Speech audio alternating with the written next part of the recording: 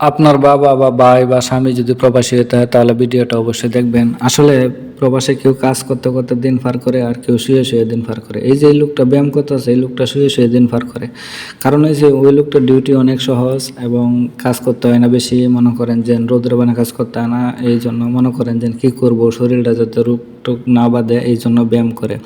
ব্যায়াম করা অনেক উপকারী, কারণ নয়তো মনে করেন যে অনেক সমস্যা হয় দেশে গেলে, ঠিক আছে, বিয়ে শাদী করলে বউটো থাকবো না।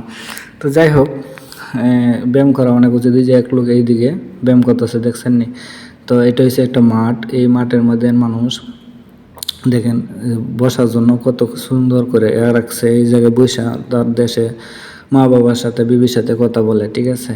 তো এই সাইডে আবার মাঠ আছে, মাঠের মধ্যে মানুষ খেলাধুলা করে, ঠিক আছে। খেলাধুলা করে। তো বিদেশে সবচেয়ে বড় সমস্যা হয়েছে, আপনি যদি একজন প্রবাসী হিসাবে যদি ব্যায়াম না করে, তাহলে তার মনে করেন যে অনেক সমস্যা হইব শারীরিকভাবে, যা দেশে গেলে সমস্যা হইতে পারে। তাই ব্যায়াম করা সবারই উচিত।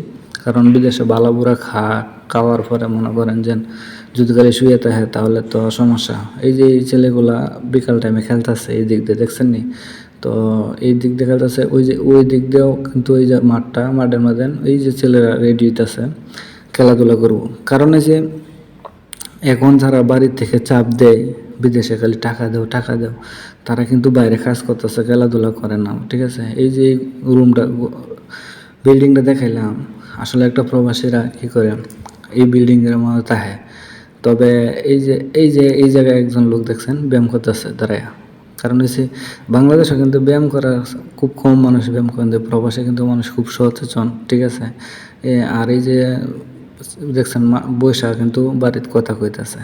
তো এই যে এই ঘরটা দেখালাম, এই দিক দিয়ে সিঁড়িতে উঠে ওই 3 তলার তাহে, 2 তলার তাহে, 1 তলার তাহে, সিঁড়িটা দেখছেন নি? রডের সিঁড়ি।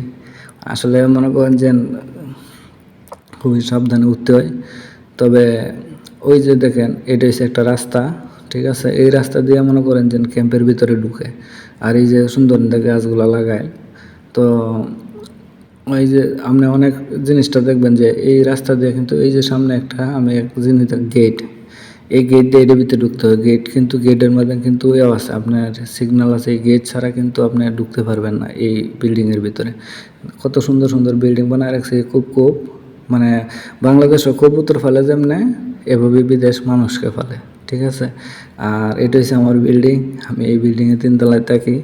তবে দেশে দেখছেন স্ত্রী মা বোনে কাপড় টাপড় ওয়াশ করে দেয়, আর এই প্রবাসে দেখেন নিজের কাপড় নিজে প্রত্যেক দিন ওয়াশ করে এই জায়গায় লারি আমরা।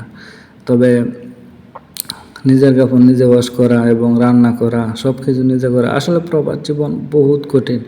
কারণ এই যে সারাদিন কাজ করে এসে যদি রান্না বান্না কাপড় দিতে হয়,